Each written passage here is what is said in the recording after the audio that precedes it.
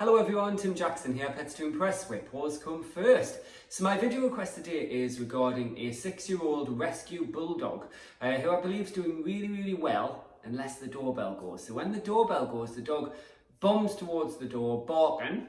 The owners try and grab the collar to get the dog away and put the dog into another room, but the dog is turning his head round and trying to snap. Luckily, he hasn't bit anyone yet, but obviously the owners are worried that there is a risk that he could, and there is a very good risk that he could as well. Now, it would be interesting to know what he's like when he gets to the visitor. So when the visitor comes in, is he overly friendly with them? Is he showing any signs of aggression towards the visitor? Because that'll help me a lot more with the help that I give to you. So drop me a message with the answer to that question.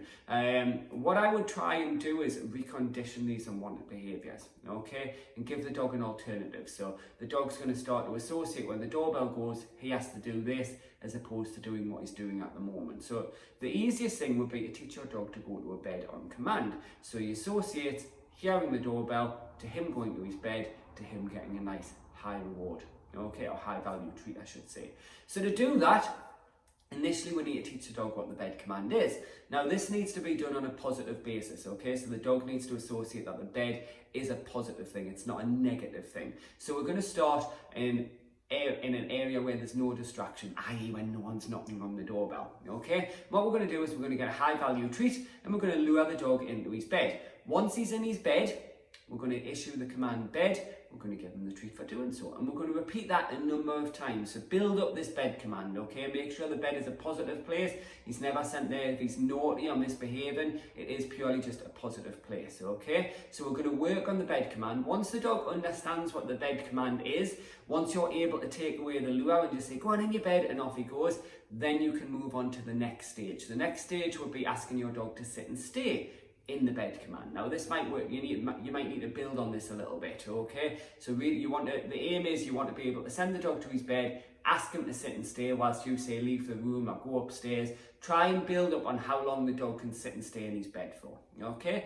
Once we're at that stage, then we can start to desensitize them to the sound of the doorbell, and we can start to recondition these unwanted behaviors. So the idea is, and I'm hoping there's more than one person in the family so you can work with this, what we would do is a number of times throughout the day would have one member of the family go and ring the doorbell. The other member of the family would immediately try and encourage him into his bed, ask him to stay, and then give him a treat for doing so. Now we need to do this over and over and over, so it needs to be repeated a number of times in order for the dog to associate that when the doorbell goes, he goes there, he gets his treat for doing so. It's not going to happen overnight, it's going to take a little bit of time and a little bit of patience.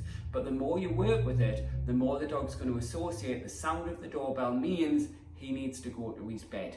Okay, now you can also use an indoor house line as well too, so it saves actually going to grab his collar, because I think you're risking getting bit by doing that, and that's the last thing I want. I don't want you guys getting bitten. I'm sure you guys don't want to get bit either, okay? But by having an indoor house line, it just means you've got a little bit more control of him. So if he's in that zone where he is barking and going in a frenzy, you've just got that little bit extra support, and then you can quickly encourage him to go to his bed in a positive way, okay? It needs to be fun, it needs to be light-hearted. We don't want to be doing it military-style operation. We don't want to be screaming and shouting at him, because that's just going to escalate issues and make things worse. We want to do it nice and calm, nice and fun, nice and gently, okay? And over time, the dog will start to realise, right, when the doorbell goes, I go here, I get something good for doing so. All right, it's important that he does always get something good for going to his bed.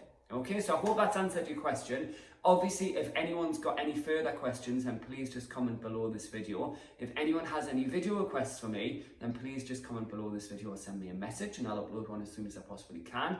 Please rest assured this problem is definitely reversible. It's just going to take a little bit of time, okay? It's not going to happen overnight.